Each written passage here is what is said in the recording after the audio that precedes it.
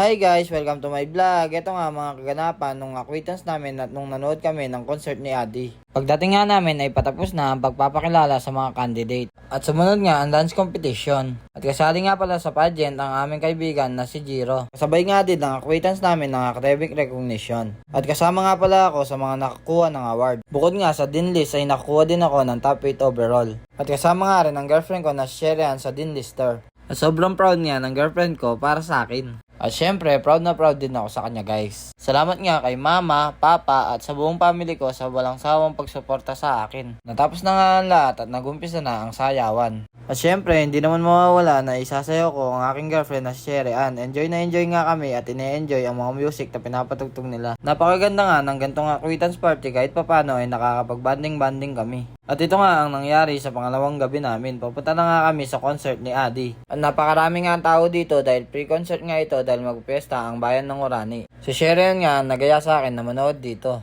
Paborito nga ng girlfriend ko ang mga kanta ni Adi kaya as a boyfriend ay pinagbigyan ko siya na manood dito. Masaya nga ako na nakikita na nag-enjoy at tumutuwa ang aking girlfriend na si Sherian sa pakikinig sa mga paborito niyang kanta at paborito niyang artist.